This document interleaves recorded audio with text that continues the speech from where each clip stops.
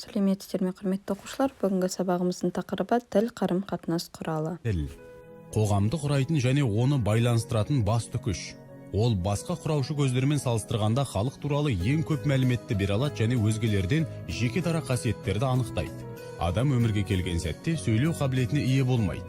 Өз бойына біртіндеп осы қасиетті дарыту үдерісінде тарихи ескерткіштерді, мәдениет пен әдеп ғұрыпты өзіне сіңірген әлеуметтің бір мүшесіне айналады.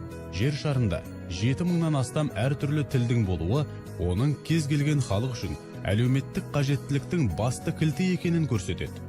Адамзат дамуының ең алғашқы кезеңдерінде адамдар өз көкейіндегісін тек ымдау мен ишарат және сараланбаған дыбыстар арқылы ғана білдіріп отырды.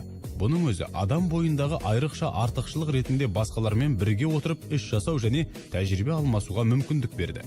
Бірінші, сөйлеу қабілеті қалыптасты ма, әлде ойлау ма? Адам бойында ненің ертерек пайда болғанын болжау қиын. Бұл екі қасиет те бір-бірімен ажырамастай тығыз байланысты.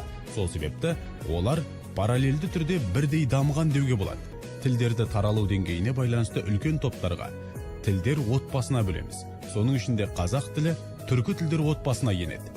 Ол 200 миллион адамның басын біріктірген. Жалпы аумағы әлемнің ең алпауыт мемлекеттері жерінен кем түспейтін кеңістіктегі үлкен отбасы болып табылады. Ықылым заманнан бергі қағида.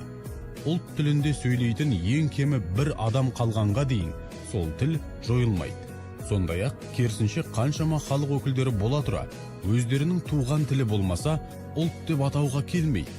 Бұл халық өкілдері қай тілде ойлап сөйлейтін болса, біртіндеп сол елді құраушы этносқа айнала бастайды. Осылайша жер бетіндегі көптеген бүтін бір халықтар тарих бетінен жойылды және әлі де жойылуда. Бүгінгі таңда жер жүзінде шамамен 400-дей тіл жойылған болып есептелінеді.